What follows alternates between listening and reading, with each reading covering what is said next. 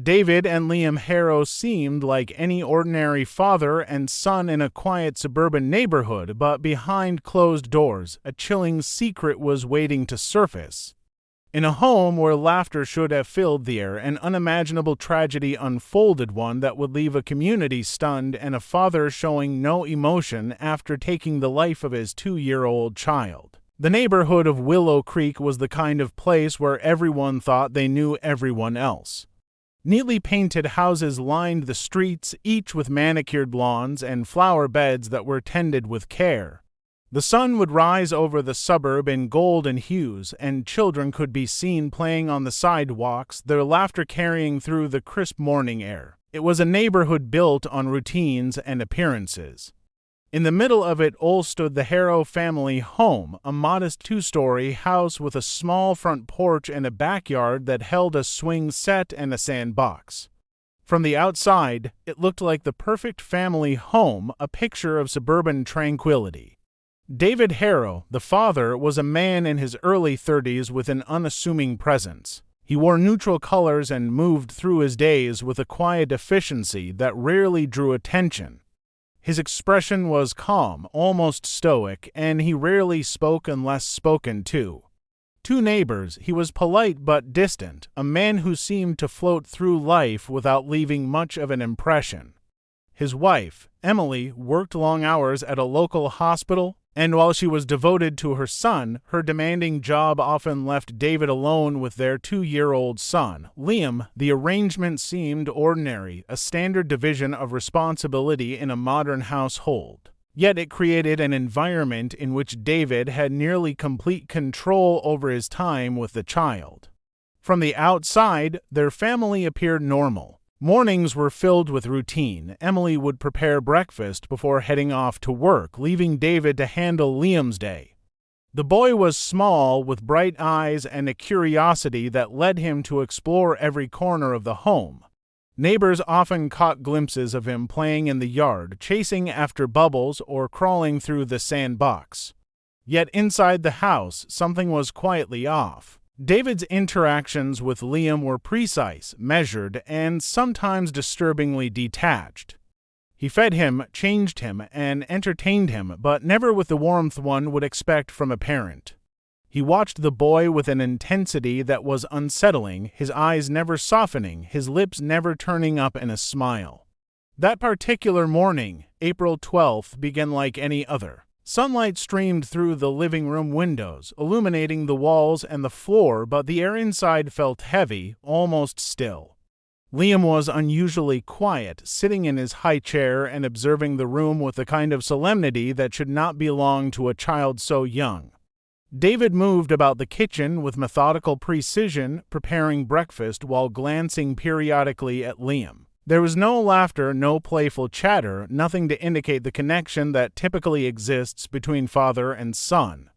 The silence was thick, punctuated only by the clatter of utensils and the faint hum of the refrigerator. To anyone watching from the outside, it might have seemed like a normal morning. But beneath the calm exterior, an invisible tension had begun to take hold. David's eyes remained steady, his movements deliberate. He appeared unaffected by the day itself, by the light streaming in or the sounds of birds outside.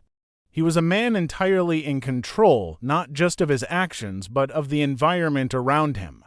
The tranquility of the suburb, the innocence of the child, and the normalcy of the morning all existed in stark contrast to the darkness that would soon unfold.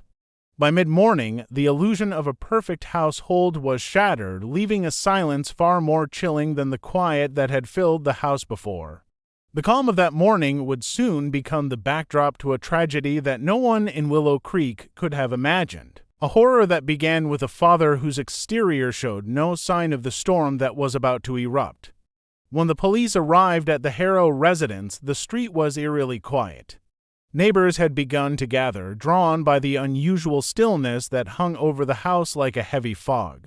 The door was unlocked, and officers entered cautiously, expecting perhaps an accident or a medical emergency. What they found inside was beyond what anyone could have imagined.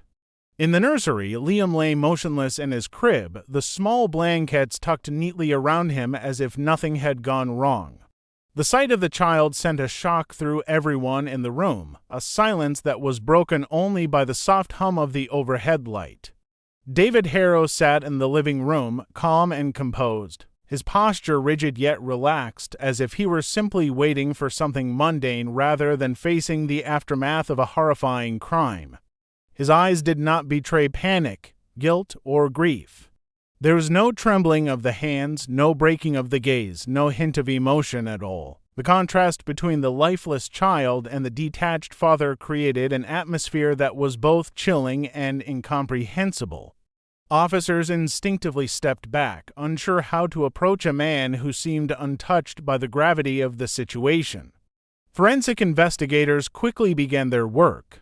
Every corner of the house was examined, every object catalogued. There were no signs of forced entry. Nothing suggested an intruder had come through the windows or doors. The crime scene itself was disturbingly meticulous, everything left exactly in place. This raised an immediate and troubling question. If no one else had entered the home, the act had to have been committed by someone inside. The realization sent a ripple of dread through the officers. The most unimaginable suspicion: the father was not only plausible but increasingly likely. Medical examiners arrived to confirm the obvious. Liam's injuries indicated a sudden, deliberate act. There were no defensive marks, no signs of struggle, which implied the child had been incapacitated swiftly. Every detail pointed to precision. Detectives interviewed neighbors, family, friends, and colleagues, but nothing about David's life had hinted at such violent potential. He had been outwardly ordinary, his private thoughts and inner life invisible to all who encountered him daily. His calmness during questioning unnerved those who interacted with him. The questions asked were met with measured, almost rehearsed responses, delivered without hesitation or fluctuation in tone. As the investigation deepened, detectives noted that the lack of emotion was not just unusual, it was terrifying.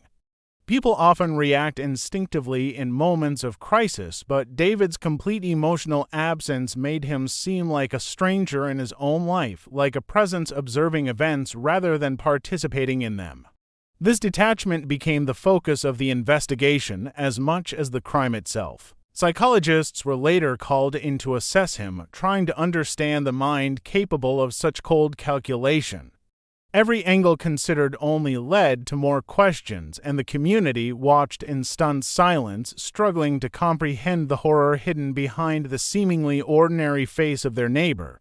By the end of that first day, the neighborhood that had once seemed safe and predictable felt fragile and uncertain. The house that had looked like a place of family warmth had become a scene of unimaginable horror. Investigators left with a grim understanding: this was not a crime born of accident or impulse. The calm demeanor of the father suggested something far more deliberate, a chilling premeditation that had been masked behind a facade of normalcy. The first step in unraveling the truth had been taken. But even the professionals involved could not yet grasp the full extent of the darkness concealed within the Harrow home. As investigators delved deeper into David Harrow's life, they discovered a side of him that no one in the neighborhood could have imagined. Beneath the exterior of a quiet, composed father lay a private world filled with obsession and meticulous control. In his home office, detectives found a collection of journals, carefully organized and hidden behind a false panel in the wall. The pages were filled with entries that revealed a mind consumed by methodical planning and disturbing thoughts. Each day was catalogued, each movement noted, as if life itself were a series of experiments to be observed and manipulated. The entries described routines down to the smallest detail, from meal preparation to the exact times his child would nap. But woven through the mundane observations were chilling reflections, hints of a detachment so severe it was difficult to comprehend. David's online presence provided further insight into his hidden life. Anonymous accounts on various forums showed a pattern of obsession with control, detachment, and the human capacity for compliance. He engaged in discussions that analyzed behavior, studied emotional responses, and debated methods of exerting influence over others. These interactions revealed a fascination with the mechanics of human behavior rather than any connection with people as living, feeling beings. It became evident to investigators that David had been shaping his world according to strict, impersonal rules, creating an environment in which every action and reaction could be predicted and controlled. The journals and digital records were only part of the picture. In the basement, hidden behind a stack of boxes, police found a small, dimly lit room that had clearly been modified for privacy. Inside were more writings and a variety of objects carefully catalogued. Each item seemed to have a purpose, a place in David's intricate understanding of order and control. The room itself appeared to function as a private study of human behavior, a space where he could observe and record without interruption. The level of planning and the precision of the environment suggested that David's actions were not impulsive. They were deliberate, executed with careful forethought. Psychologists who reviewed the materials noted a consistent pattern. The writings reflected a man who had emotionally detached from the world around him. Empathy was absent, replaced by observation, categorization, and calculation. Even the sections that described his child were clinical, focused on patterns and reactions rather than the warmth and affection one would expect. The more investigators learned, the more terrifying it became. Here was a person who had meticulously prepared for every scenario, who had rehearsed behavior, and who had structured his life to minimize unpredictability. As detectives pieced together David's life, it became increasingly clear that the calm demeanor displayed on the morning of the crime was not an anomaly. It was a product of years of preparation, a reflection of a mind that had learned to remove emotion from action. The tragedy of Liam's death was compounded by the realization that it had been anticipated, rehearsed, and executed with a detachment that was profoundly unsettling. The house, once seen as ordinary, now appeared as the outward shell of a carefully constructed world, one designed to conceal the darkness within. The more that was uncovered, the more chilling the portrait of David Harrow became, a man whose hidden life revealed not chaos or impulsive violence, but the terrifying precision of a mind capable of extreme calculation. The investigation took an unexpected turn when police obtained surveillance footage from a convenience store near the Harrow residence. The grainy video showed David leaving the house in the early hours of the morning, carrying nothing but his own calm presence. He walked with the same methodical stride that had defined his life, and after a brief absence, he returned. At first, the footage seemed mundane, but investigators quickly realized the significance. David had left the home at a carefully chosen moment and returned in a manner that suggested timing and intent. There was no rush, no signs of agitation, only calculated movements designed to maintain an illusion of normalcy. Forensic teams began to re-examine the home with this new context in mind. Small details that had seemed insignificant suddenly gained meaning. The placement of household items, the slight adjustments to furniture, and the positions of baby monitors all suggested a carefully orchestrated plan. David had engineered the environment to create a false sense of security for anyone who might later enter the house. The level of manipulation was extraordinary. Officers discovered that smart home devices, including cameras and alarms, had been tampered with to produce misleading logs. These systems were programmed to appear as if everything had been normal, masking the reality of the events that had transpired. Further investigation revealed that David had even anticipated how first responders might behave. He had altered locks, timers, and household electronics in a manner that suggested knowledge of police procedures and forensic practices. This premeditation was chilling, as it indicated not only intent to commit the crime, but also foresight in controlling the aftermath. Detectives began to understand that the act itself was only part of a broader strategy. Every potential obstacle, witness, and piece of evidence had been considered in advance. The crime scene was no longer merely a site of tragedy, it was a meticulously constructed tableau, a controlled environment that reflected the mind behind it. The more investigators uncovered, the more apparent it became that David's detachment was not a lack of emotion born from shock. It was a trained, deliberate state, cultivated over time to allow him to act without hesitation or remorse. Psychologists consulted on the case explained that such calculated control was rare and indicative of a profound psychological disconnect. David had compartmentalized his emotions to such an extent that the act of killing could occur without triggering the instinctive reactions most people experience: panic, guilt, fear. He had prepared mentally, emotionally, and logistically to carry out a crime that was both premeditated and precise. Community members watched the unfolding revelations in disbelief. The footage and evidence painted a portrait of a man who had lived a hidden life of planning, control, and manipulation. The neighborhood that had seemed safe and familiar was suddenly revealed as the stage for a crime that defied comprehension. The more investigators dug, the more the illusion of normalcy crumbled. David Harrow was not merely a quiet father. He was a calculating individual whose mind had orchestrated a tragedy down to the smallest detail. Every step taken in the early hours of that morning, every adjustment to the home, every calculated silence revealed the extent of his planning. The sense of horror grew as it became clear that nothing about the crime had been spontaneous. This was the work of a man who had thought through every moment, every consequence, and every observer, leaving the world to grapple with a reality far more chilling than anyone could have imagined. David Harrow's arrest sent shockwaves through Willow Creek. The quiet streets, once considered safe, now felt haunted by the memory of what had occurred within the Harrow household. The courtroom became a stage for a chilling display of calculated composure. Throughout the proceedings, David maintained the same unwavering calm he had shown the morning of the tragedy. There was no tremor in his voice, no hesitation in his movements, no flicker of emotion in his eyes. To those observing, it was as if he were disconnected from the events entirely, a spectator in a life-altering drama that he himself had created.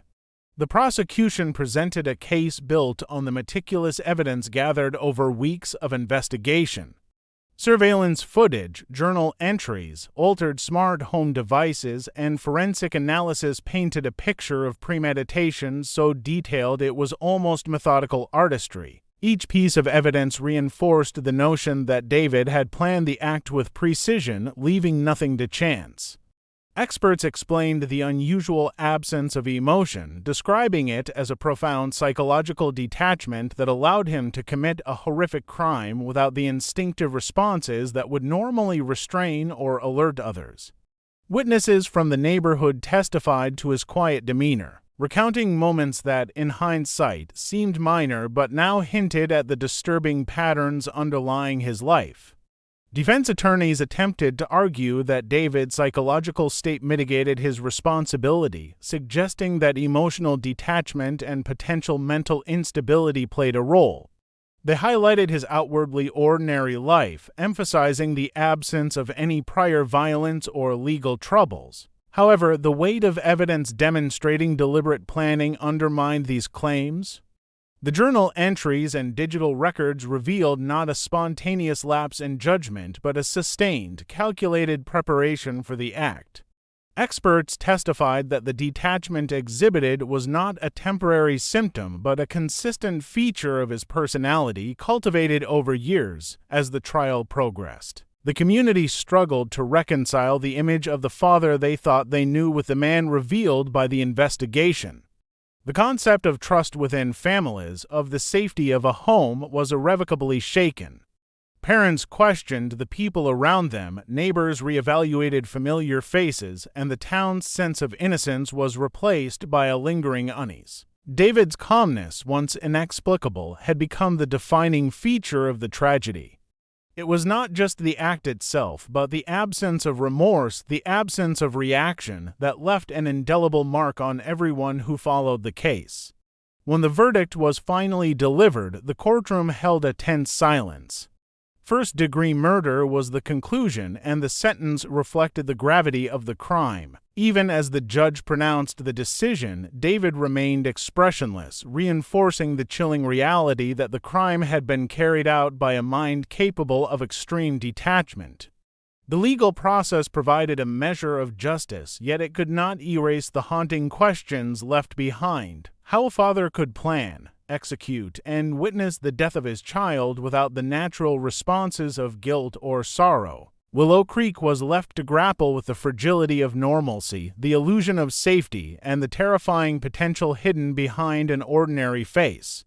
The story of David Harrow became a cautionary reminder that evil can exist quietly, meticulously, and without any outward sign, leaving a void that no verdict could ever fully fill.